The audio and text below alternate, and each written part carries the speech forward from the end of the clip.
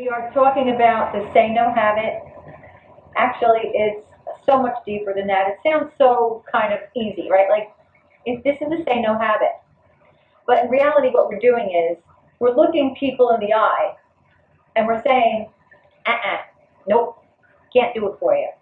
That's not so easy, but it's crazy necessary. We've got to say no when it conflicts with our life in our home, our family, or anything else that is not as important as your family, yourself, and anything else that is not yourself. It sounds like it's so selfish. You know, we've been groomed to believe that it is so selfish to say, no, I can't, I'm sorry. I am taking some time for me today. I mean, first of all, we never have to give a freaking answer. Never. We can just say, I'm so sorry, I'm not available. Boom. That's it. But one reason that you're not available is because you scheduled in 1 hour a day for quiet for you. Well, how are you going to have that quiet for you if you say, well, that's negotiable? It's not negotiable. It's important. Now, if it's an emergency, holy crap, yeah, for sure. It's an emergency. But remember, it has to be an actual emergency. Now, if somebody says to you, can you please pick up my mother from the hospital? That sounds like an emergency. But honestly, think first, please. It probably isn't. Most likely, it is somebody who has other people, including themselves, who can pick up their mother from the hospital. But you have been so available and so willing to say yes all the time about everything that you have trained people around you to use you. But really, you can't feel like, oh my gosh, I'm being used like a doormat. You're really not. You're being used like a person who has been willing to give in that capacity. I'm not saying don't volunteer. I'm saying do not volunteer when it's to the detriment of you and your family. Now, there was somebody on our dejunking live call that said that asked a question, and she said, okay, what do I do now? I signed up for our dejunking live, and I have these 4 hours to work together for this. I set it aside for this. And I have this friend that has a problem. And it's a really big problem. It really is. And she calls me and she calls me and she's texting and she's texting. She knows that I need this, that I'm doing this today. What do? I feel like, how can I ignore her? And so that's really big, right? You ignore her. That's what you do. We can't continue to put ourselves on the back burner and then think we're going to be okay down the road. We won't, okay? If there's somebody that is leeching time from you, leeching time is where they are taking it away from something that is needed from you. You have to, cut your losses sometimes. You just tell them. Say, so, I just got to let you know that I'm not going to be as available as I was before. It doesn't mean I won't be there for you. It just means that I'll be there for you in the same way that you have always been there for me. If I ever need you and you have something going on, we schedule another time. If I need you and you just can't, then, I just accept it, right? But generally, we're always there for each other. I'm just saying that I can't be there for you from now on at the drop of a dime, at the drop of a hat, at the moment you need me. Sometimes I'm going to have to say, no, we have to schedule it for another time.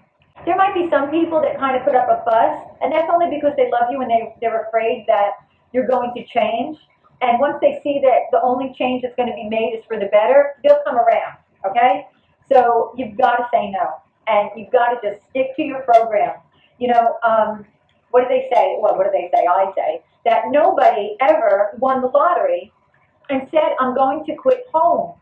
Well, if you won the lottery, you quit work, right? So we have to really realize that what's the most important to us is home. If you were at a job and somebody called you and said, or texted you and said, hey, could you come and help me? I need some help, even if it was an emergency, so to speak, right? You would say, oh, gee, I'm at work. Can you find somebody else to get you? Because work is important, right?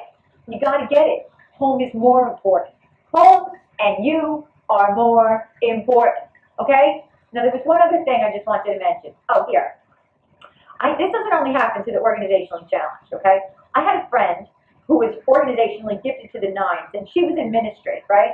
And she had this one friend who called her every single morning with some crisis, every morning. And she would get on the phone, and because her heart was to serve, she just helped her and helped her and helped her. Well, she realized after a whole year of this that she lost an entire year of her children's life. And I actually think it went on for a few years, okay? I don't think it was just a year. And what I mean by she realized that she lost a big portion of her children's life was this was her every morning while her children were getting ready for school. Oh, yes, yes. Well, here, let me explain to you. Hold on 1 second. I'm on the phone. Can't you see that I'm on the phone? What do you need? Your socks? Yeah, you know where they are. They're in your sock drawer. What else do you need? You know how to pour your milk, all right? And then she'd get back on the phone. And like, this woman was a loving, caring, wonderful mother.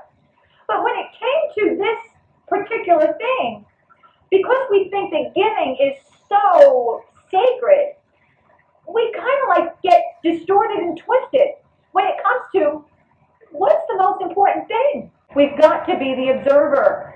Like, we have all these selves in us. The observer is probably one of the most important people we are in the inside. The observer, the one that sees, the one that watches, the one that can see what it is we're doing. So the observer would stop for a second and say, wait a minute, can you give this entire thing a different meaning?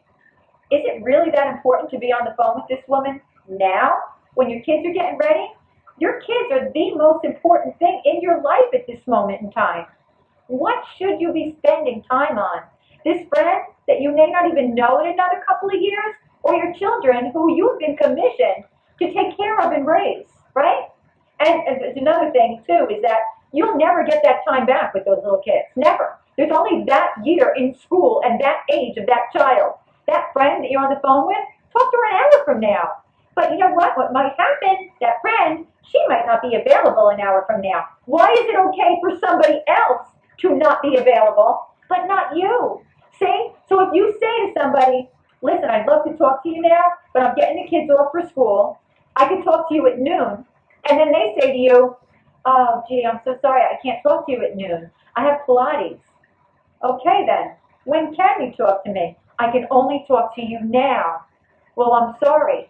You're not available at noon, and I'm not available now.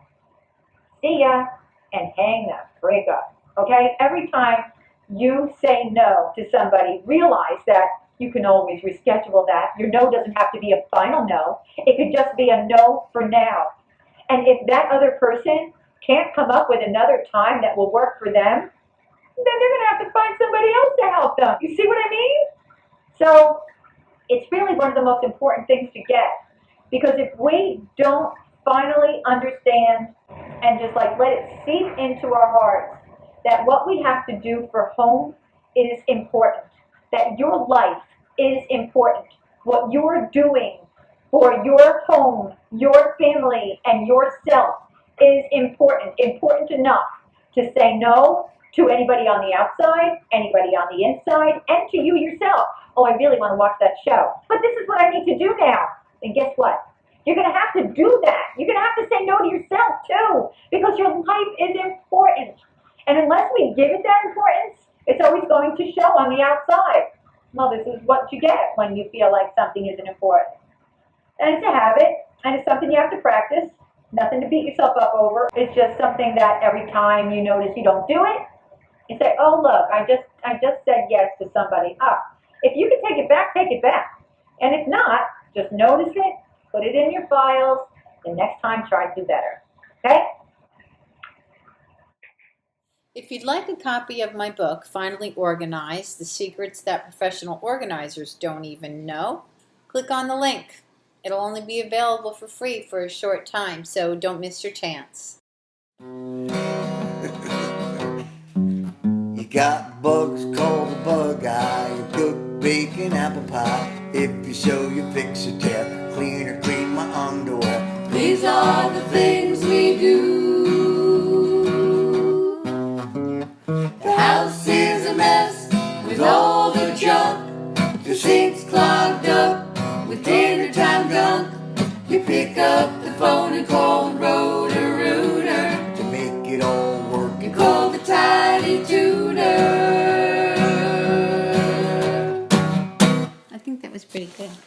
Don't you?